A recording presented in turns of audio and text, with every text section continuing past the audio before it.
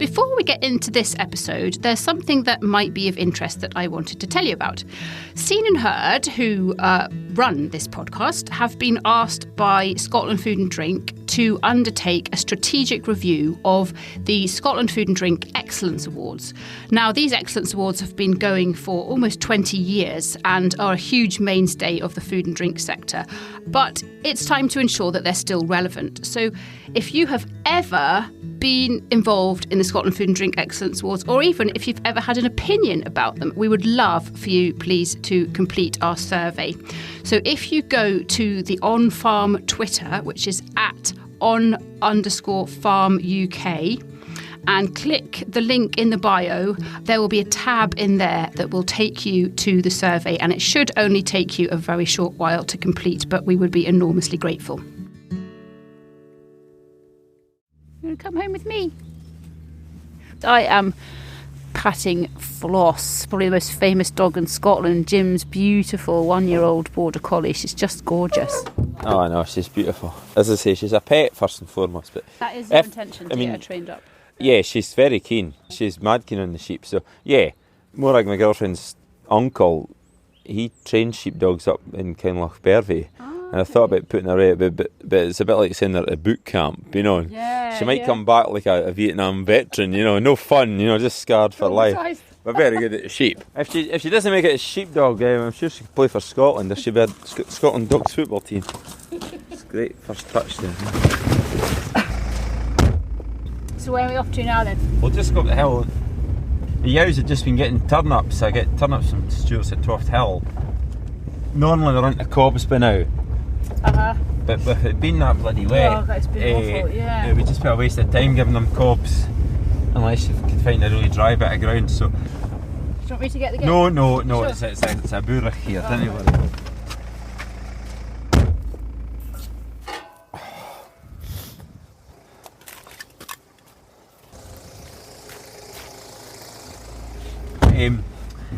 So this is all the yows.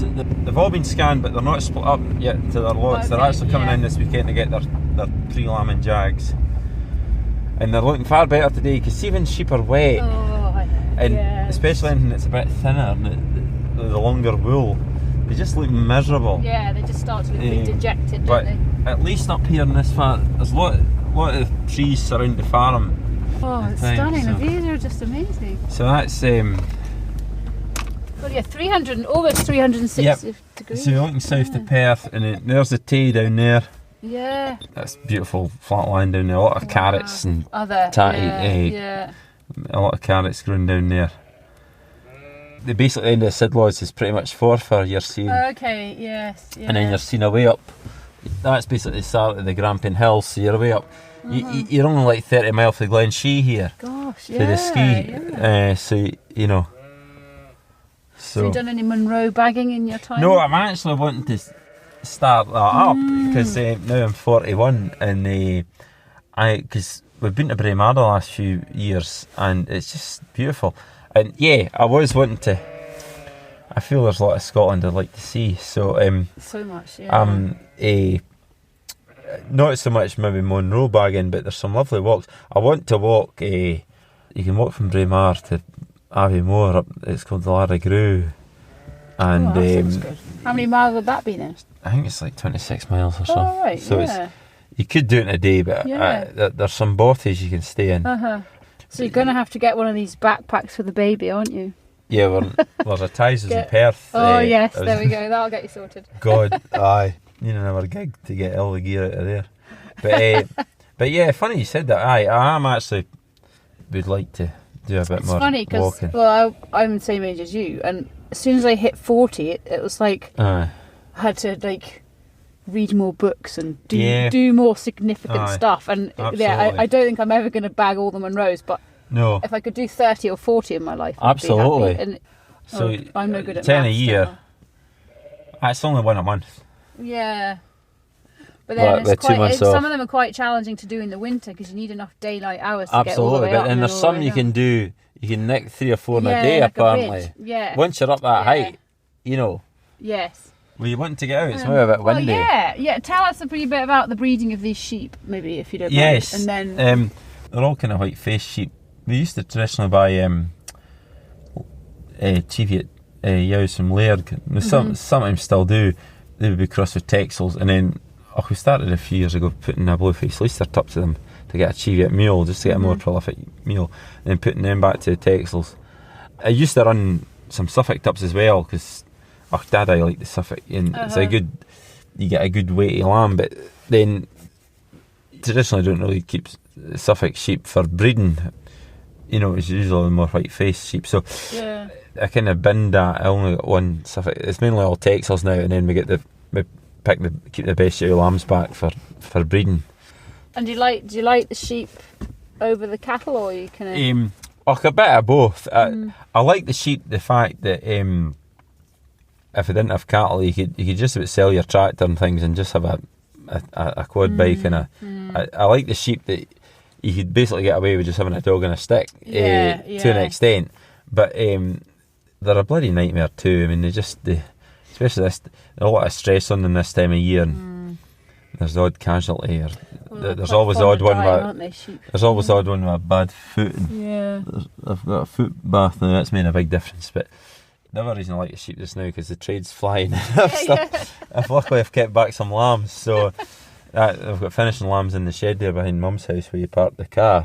I know, it made me laugh because we recorded an episode at the NFU Scotland AGM a couple of weeks ago, and it's that old kind of adage, like, farmers are never happy. So we spoke to this farmer. Why are you so grumpy? Because I'm grumpy because the sheep price is so high just now. I was like, well, why are you grumpy? It's because I already sold mine. Yeah. Although there always seems to be, no matter how good you think you've got your lambs, there's always somebody comes in and gets a higher price. You think, what's he doing? But I enjoy. I would actually love to be more arable.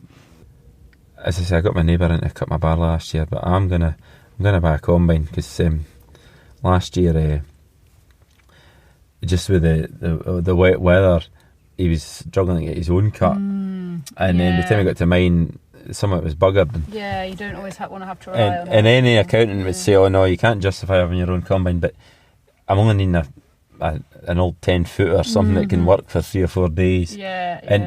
And folk will laugh at this. They'll think I'm daft, but I really I enjoy it. I enjoy physically driving a combine, or I'm no more happier when I'm sitting on a plough on the tractor. I would love, as much as I love here in the stock. I would love to have 500 acres of that land down there. Calming ringtone. What's so annoying? I can I'll leave a voicemail if it's that desperate. And I suppose also that is a good opportunity for your mind to churn over when you're driving a plough for several hours and do the diversification job at the same time and get some of that material. Yeah, totally. You'll see me stop now and again to stop and write a joke. Yeah. Is that harder then when you're feeding cattle and stuff, because you're kind of busier, so your brain's kind of on the job rather than necessarily thinking about jokes? Feeding cattle, you can kind of do with you can shut out your brain off a wee bit, so that's when I tend to wander.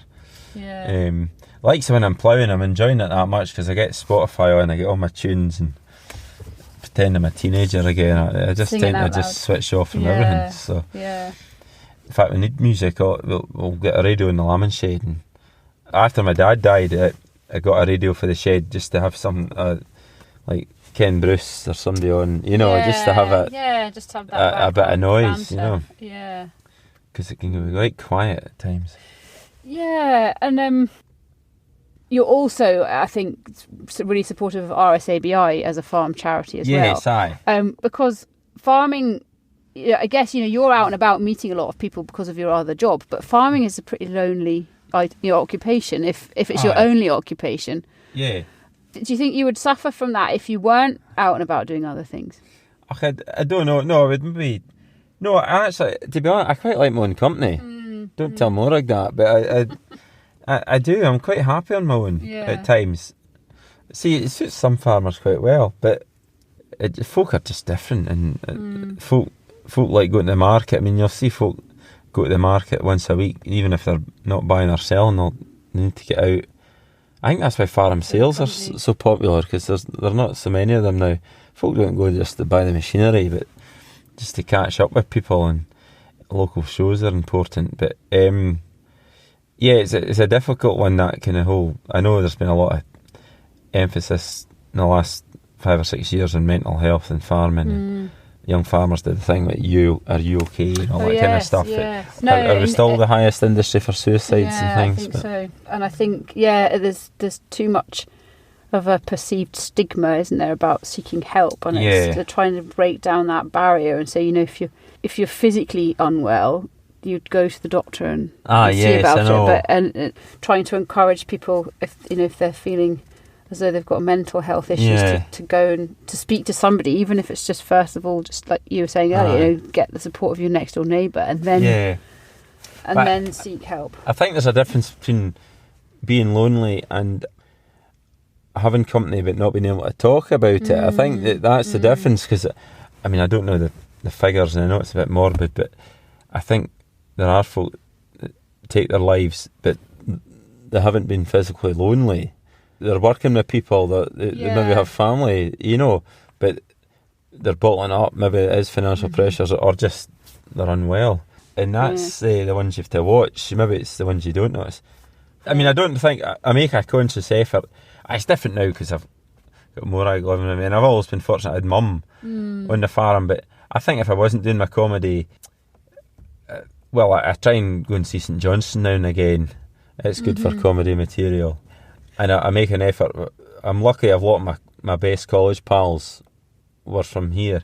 So I make an effort to meet up in the pub and watch a Scotland game or something now and again, or go around for tea or whatever. And I'm on the PER show committee. It's even just something like that. It's like Saturday night there we've got our director's dinner. So I think I would value a lot of these things more. But yeah, absolutely. To socialise and see people and share experiences. Yeah. The thing about the comedy, it's something completely different, because farmers are, they're only happy, I suppose, when they're meeting other farmers and talking about farming. But the likes of the comedy is something completely different, and I absolutely loved going down to perform at Glasgow Stand on a Saturday night, because it'd be packed and there was an atmosphere. It was just something completely different, And how do you think the urban audience take to some of the farming comedy? Fine, I think, because obviously you want to go for the mass market, although without the rural things are very much my roots, and the kind of core, and that's why maybe I'm a bit different than your skinny jean comedian. But at the same time, you're wanting to try and track. I would love to be able to entertain loads of folk. I mean, yeah. So it's just trying to find a balance that majority of folk. It's trying to retain that thing about being authentic, and using growing up in the rural Scotland as your kind of base, but at the same time you don't want to be as narrow-minded for you only folk in Perthshire are going to get it. You want to expand. So I would like to think I could entertain any audience. But Glasgow actually has a huge kind of Highlands and Islands, and because traditionally folk would leave the Highlands and Islands and go to Glasgow. But nowadays, the student thing and all the rest of it, because it's so big, so the Central Belt's so big, so even if you're only appealing to maybe 10% of that crowd, they're going to come and see you. That's still a hell of a folk. Yeah, oh God, isn't it? Yeah. Yeah. So what do you think? Obviously, life will change a wee bit in July when you become a dad. Yeah. But even kind of taking that into account, what do you think your kind of long-term comedy ambitions are? We're hopefully going to get a pilot episode of The Farm. That's the thing on iPlayer. I heard a rumour about that. Yes. So we're just waiting on the BBC giving us the go-ahead. Chris Forbes, who I write it with, we've kind of got a kind of rough pilot script there ready to go if we get the go-ahead. But the important thing is to keep my farm diaries going out every couple of months, because that keeps you out there. And I should say that if it hadn't been for that, there's no way I could have done a big tour like last year. That's really helped me massively get my stuff out there. So so keep doing that. Just trying to write a new hour or hour and a half for taking on tour next year. Do a big tour of Scotland next year, I think, and just keep, like I'm very fortunate. I'm breaking the news. There's 2-3 other things coming through, so this whole thing might just be a bit of a fad now, or a fashion. So 5 years down the line, everyone might want a change, or I might be wanting a change. So I don't know. Who knows? Yeah, it's hard to predict. Let's just have a kick at the ball now and see where we can take it. And if not, I'm not worried, because I don't think I want to be in my mid-50s trying to break through. I'm I'm only 41 just now. I know it'll be different once Babby comes along, but it's no different than trying to look after suckler cows and 400 sheep. Exactly. So need fed every day. Yeah. And as long as I can just try to write new material and have an appetite and a desire to do it, I'll keep doing it. But the farm will always be behind me. Yeah, exactly. And I guess with the comedy, if there ever gets a point where you think, oh, do you know what, I'm not really enjoying this anymore, then you can just pull the plug. It's all in your control, isn't it? Yes, aye, totally. Yeah. I mean, folk ask me if I not went down south of that yet. I mean, the furthest south I went is Newcastle. It's just maybe the time thing, and I would need to get better organised, and it need to be worthwhile us doing that. But the ultimate step would be to get noticed or something for like going on live at Apollo or something like that, But that's a different type. I don't know if I don't think I'm broad enough for that. I don't know, but just now I'm very happy with where we're going, and the tour last year was just phenomenal. So we'll just see what the crack is. Yeah, no boundaries and no limitations, but also maybe no expectations. So you just kind of go with the flow. Yeah, I mean, I think you enjoy. If I was just to focus solely on my comedy, I think I'd get quite down. Well, not down, but I think it would scunner me. It would totally scunner me if that's all I had to do. It was just gig and gig and gig. It's all right if you're selling out to thousands, but I'm quite happy farming, and I know that, and this might sound a bit big-headed, but I'm relatively confident to know that as long as I've got a good show for next year, that I would be able to maybe, do Aberdeen and Inverness and Perth and Edinburgh and places like that. And it's interesting. I'm Scottish, but I don't sound it because I grew up in England. But I've noticed, and tell me to shut up if you don't want to answer this, quite a few times today you've said, oh, I don't want to sound big-headed, but you're very humble and modest, and I think it's a Scottish trait to be humble, even if you are selling out gigs at live at the Apollo or whatever, you'd be like, well, yeah, but I don't want to be big-headed. People should be proud of their achievements. Yeah, don't be modest. Arrogant, I know they are, and I just find it. Yeah, everybody, particularly in rural Scotland, is so modest about what they've done.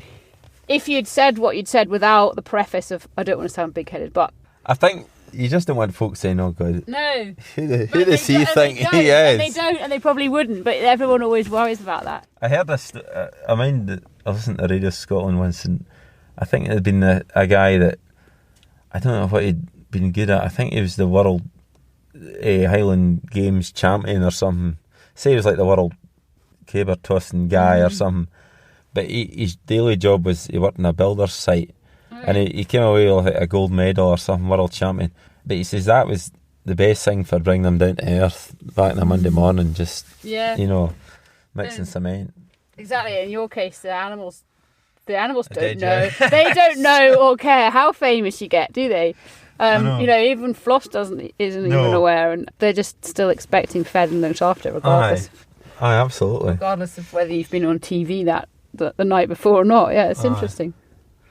Maura gets annoyed because I've been going out for 3 years now, and it's only the last couple of years where things have taken off for me. So folk asked, somebody asked Maura, did you know Jim before he not made it, but before he became successful? Maura was like, no, I knew him when he was shit. I'm not in love with him for his fame and money. She was really annoyed about that. Stuck it out, and I'm still in it. And she has. She is actually, because you've got to start somewhere. And Maura, bless her, she'd come down and pick her off the train for Inverness on a Friday night, take her to some bloody gig somewhere. Oh, right. I was maybe getting 50 quid for some men's club somewhere or that, and she stuck with me. Yeah, so you knew she was a keeper. She was like dedicated to the cause. Yeah. You know, so it was nice to finally repair a bit, you know. Yeah. Buy her a patio. Her French door. I don't remember what year it was, but I remember a friend and I came into Edinburgh and watched you during the Fringe at the stand, and Morag was featuring in your set, and we came away, and I said to my friend, I was like, do you think Morag's real? Yeah, well, especially with that name. Morag from Inverness. And she was like, yeah, I definitely think she's real. And I was like, I don't know. I was like, I think maybe it's because exactly that. I was like, you couldn't pick the name and where she's from better if you tried. She's not real, but no, she's definitely real. What did all your family members think about it? Great. Because like Carla and Claire are quite go-ahead people, and they've got their own businesses. So I was kind of lagging behind a bit. So they both got their different diversifications, and now yours is even more unique than that. Yeah. So delighted. Really delighted for us. And I'm very proud of them. Actually, they've done well, and they're both respective things. So we're great, and we're quite a close family. Actually, I'll speak to them once a week or that, or have a blather, you know. So even though Claire lives up at Fraserburgh, you know, we'll keep in touch and know that they're great. And not at one point, even when I was starting off in the early days, or especially Mum, you know, maybe if there was, I don't know, enough going on here, not at one point did they ever say, actually, what you doing, you know, or is it a bit daft? They supported right from the beginning. I think maybe if I was constantly dying on my arse. Somebody somewhere would have told you if that was happening. Well, the audience just wouldn't have laughed. Exactly. You wouldn't have got booked again. But I've just been very fortunate. It reminds me a wee bit of Miranda, you know, obviously Miranda. Oh, yeah. Because she's got her on-screen mum. Yeah. And then quite often she's on TV with her real mum. And I was thinking, when I was watching you, I thought, I wonder how Jim's mum feels about the on-screen mum, whose name I can't remember, but she's the Annie Louise Ross. She's the granny from Katie Moore. Yes, that's everyone remembers me. She's lovely. Is she good? She's lovely. Has your mum woman. met her? Oh yeah. Yeah.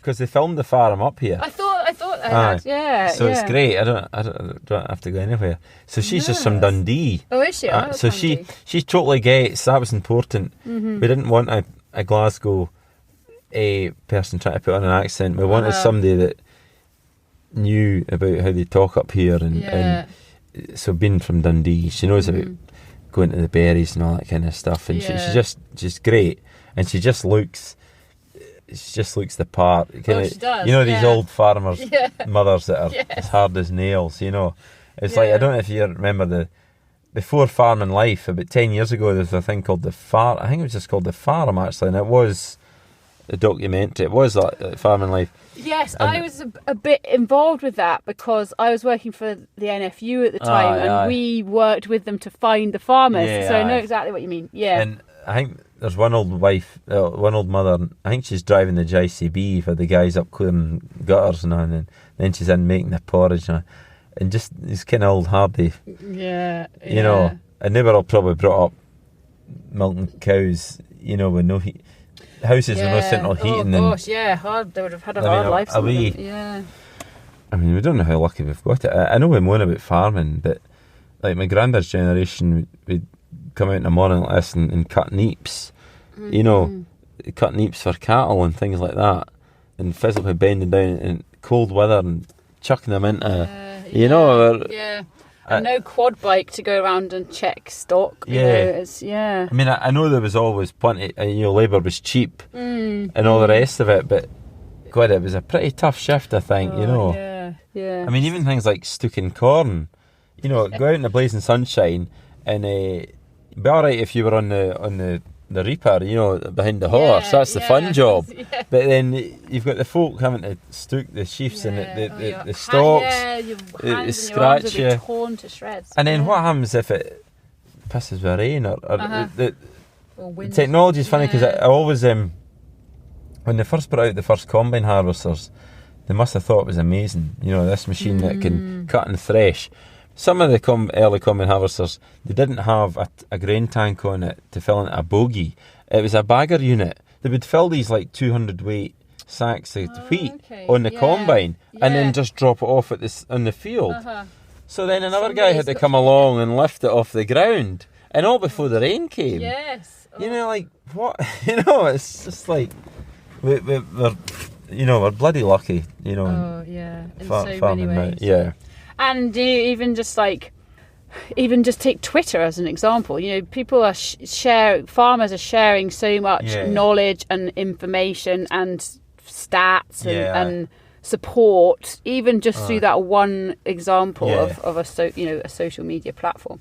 So if you add all them together, people are so lucky in terms of what they can learn and share with each other just through technology. Yeah. And that's, even before you've got, the GPS on the tractor and this, that and the other and all your your nitrogen. Definitely. It's funny what you're saying about Twitter, because I follow a lot of farmers on Twitter, and some of them are brilliant and good at fighting their corner and sharing the technical information too, but you can get sucked into it too, and I try and put a funny tweet out now and again, but if you're to sit and scroll, I can see how folk get bogged down and so embroiled in it. Yeah. It's that kind of like sticks and stones thing. Yeah. You don't take it, folk get, and you see these threads, the debate threads, like, I just stay away from all that. And, And it's the same with the Instagram generation, isn't it? Like, people are portraying these perfect lives that have, because it's taken them a week to set up one photo to make everything look like it's ideal.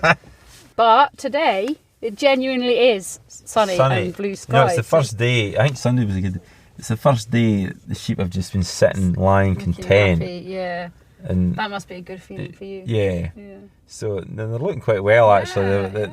Before this kind of wet, it's only since January it's been really wet. The back end wasn't too bad. There was plenty of grass. They're looking well, but now we'll get them started on the feeding now, and they'll get their jags, and it's the next 6 weeks is crucial for them, really. So it's kind of that's when the lamb's onwards and upwards most. Now, and when the weather's like this, you start to feel optimism, don't you? But that's what I said earlier about March. You can get a couple of days like this, and folk get ploughing, and all of a sudden the ground dries out, and it can turn, and you can maybe get some fert on the grass and things. I love this time of year from now on. I love it. We're like a couple of men here. I'm sure you'll be enjoying this episode because Jim's a really fascinating and interesting guy, but please also go back and have a listen to some of our previous episodes. We've got an interview with Doddy Weir. Jim Smith actually is a passionate supporter of RET, the Royal Highland Education Trust, and they were the subject of our very first podcast. So you go right back to episode 1, you can learn about how they're educating children throughout Scotland about food, farming and the countryside. And we've also got episodes with SAOS and the National Farmers Union Scotland and a host of others. So go back and listen to our previous episodes. Well, I really appreciate your time, Jim. Oh, no worries. Thank you. I think people are going to hear the real story behind. Hi. You're just so lovely, aren't you? You're just so lovely. Yes, you are. Foss has already been. I mean, she's only we've only had a year actually, and she's been in 2 episodes of The Farm and I Player, and she had a cameo role in the Lorgowrie pantomime.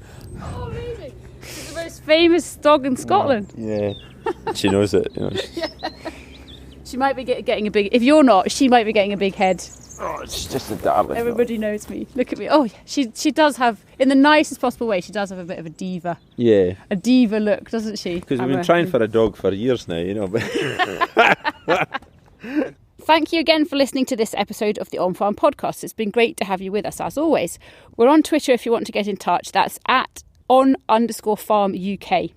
Also, the first half of our chat with Jim Smith was last week, so do go back and listen to that if you haven't already. And thanks again for joining us.